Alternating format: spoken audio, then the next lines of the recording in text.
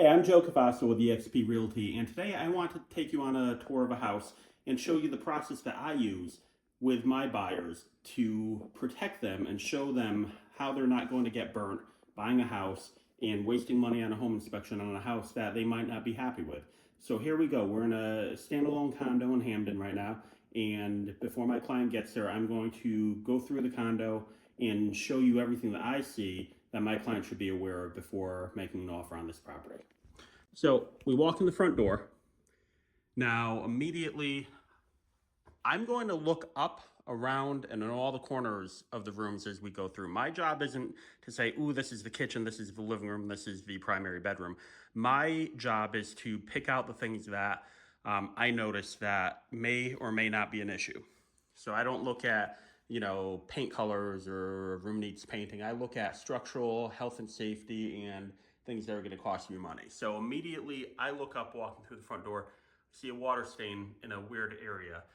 So this is a condo. It's one floor, no basement. It's on a slab and there's nothing above us.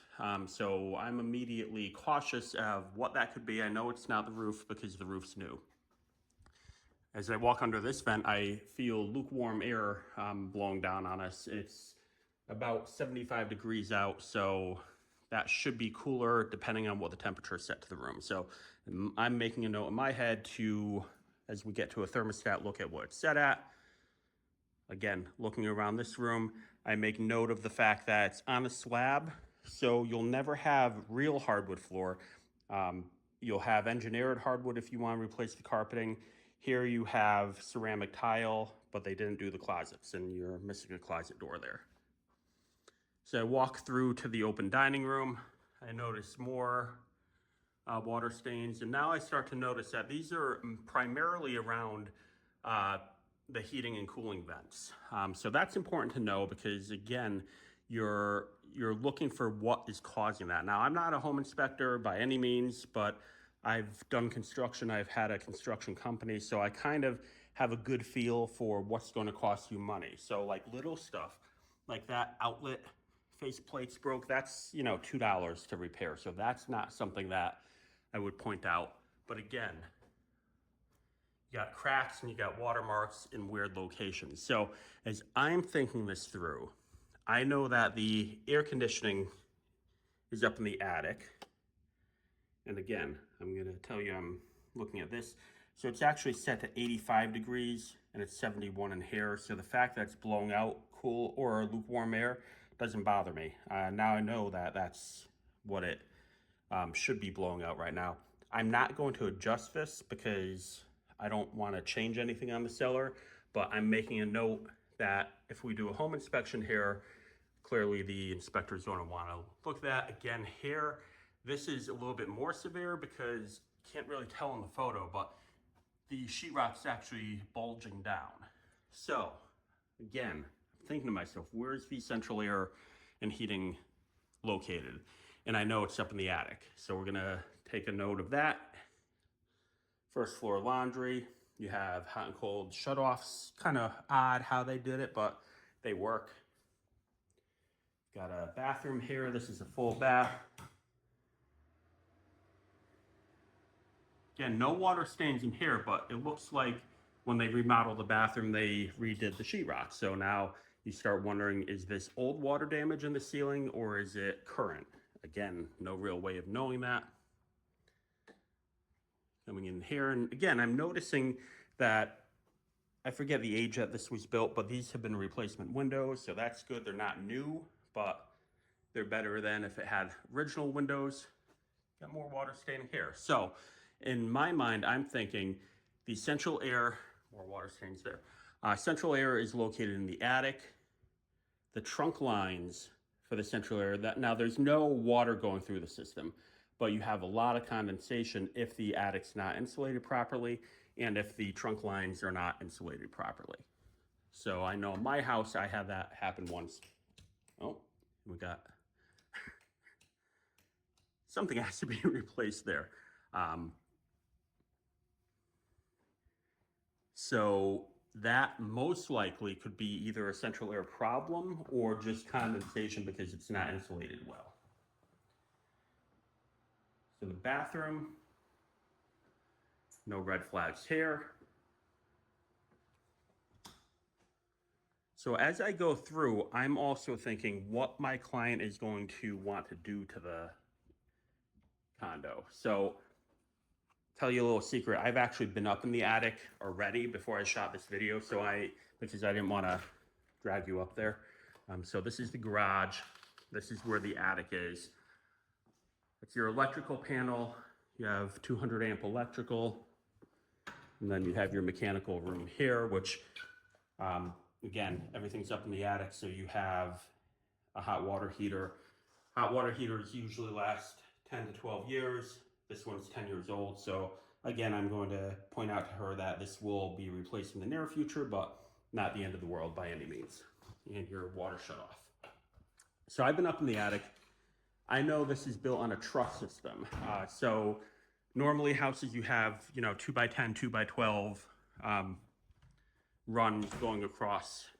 This is a truss, which I'll drop a photo of a truss on here, but it's a little bit more complicated. Now, like I said, I'm not a home inspector, so I'm going to always defer to an inspector or a licensed contractor before making any of these decisions. But I'm gonna know my client is gonna hate this kitchen.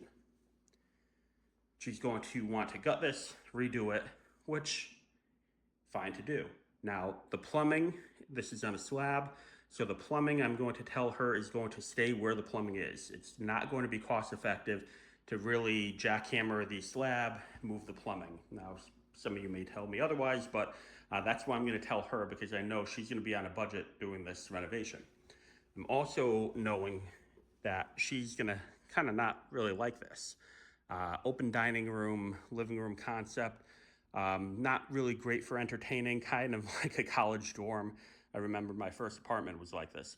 So I know she's going to want to remove this wall, and I'm going to recommend dropping a wall here. So this way you have an open dining room kitchen, which I know she does like, and a separate living room. Now, what I'm going to defer to a contractor is, I don't know structurally if you could totally remove this wall or if you need a header. I believe you could remove it, but I can't tell her that for sure. So I'm going to make the suggestion that you could open this up in some form, but I'm not going to tell her for sure because I don't know that. But I do know you could drop a wall here. So worst case scenario, you're going to have a header here, which is about a 12-inch wall with a post. You could go crazy and open it up and connect there, so you have a header going straight across. Again, the details of how you do that aren't in my purview, but I know you can make these changes relatively easily. So also when I was up in the attic, I did confirm that there is not that much insulation up there.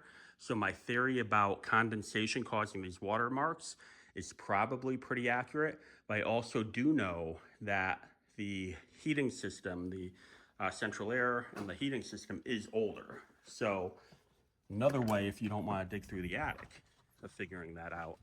So I'm going to come out here. This is the outside of the unit. I'm going to go over and look at the central air. So immediately I could tell that's where the central air comes out. That is an older unit. So you have the insulation, all the components are older. There's bushes here, I'm not going, actually you could see the age is 2004. So that's 21 years old. That's getting to the end of its life. So again, I'm making the assumption that that water has something to do with the central air. Easiest case is that you could replace and insulate it better, and that would get rid of the condensation. Worst case, you're going to have to replace the heating system, which, given that's 21 years old, you do know that in the relative near future, you will need to do that anyway. So again, my job is to really give all that insight that I've learned from my 21 years of real estate experience and years of construction to point out any red flags that may come up while we're touring houses, so that you're not falling in love with the property, thinking, okay, I could slap a coat of paint on this and it's going to be in great shape, replace the carpeting with hardwood, which you can't do, has to be engineered wood, and move right in. So here you're going to know that there are some red flags that you have to watch out for. And some people may find that perfectly fine. Myself, I would have no problem for the right price buying this unit.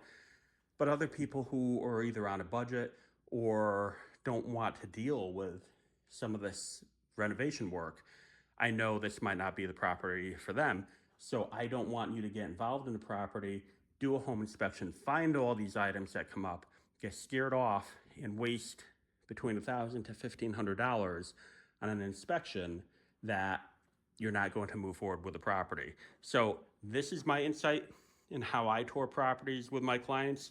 I hope you found it helpful. If you do, give the video a like, subscribe to the channel, and I'll release more content like this on showing you the actual ins and outs of a real estate transaction.